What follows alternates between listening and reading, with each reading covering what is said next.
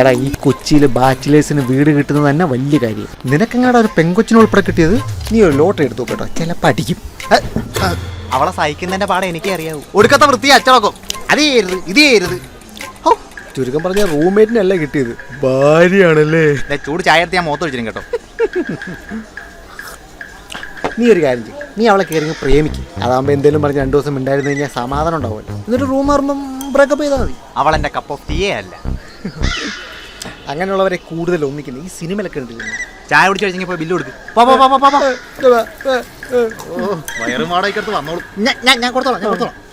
തിന്ന്. അച്ചു, എന്താണ് പരിപാടി? വൈകിട്ട് എല്ലാവരോടും പുറത്തു പോകാൻ പ്ലാൻ ചെയ്യുന്നുണ്ട്, ഉണ്ടാവോ?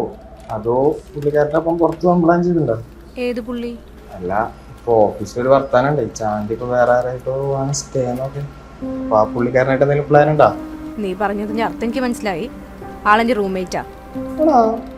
ഇത് വെറുതെ ദേഷ്യം പിടിപ്പിക്കല്ലേ. ഓക്കെ എന്നൊക്കെ വൈകിട്ടുണ്ടാവല്ലോ അല്ലേ. ബൈ.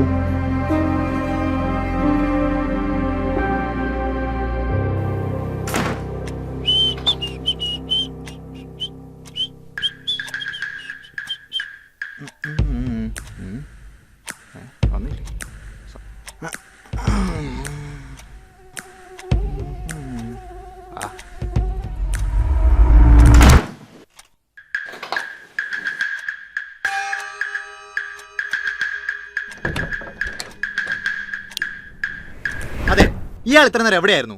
എവിടെയെങ്കിലും പോകുന്നുണ്ടെങ്കിൽ അറ്റ്ലീസ്റ്റ് വിളിച്ച് പറയാനുള്ള മര്യാദയും കാണിക്കണ്ടേ? അതെ, മാഡത്തിനോടാണ് ഞാൻ സംസാരിക്കുന്നത്. എടോ, തന്റെ പ്രശ്നം എന്താ? ഞാൻ പുറത്തു പോകുമ്പോ തന്നോട് ചോദിച്ചിട്ട് വേണം പോവാൻ. എടോ, നമ്മളിവിടെ വീട് ഷെയർ ചെയ്യുന്നുണ്ടെന്നുള്ളൂ. താൻ എന്റെ അച്ഛനാവാൻ നോക്കല്ലേ.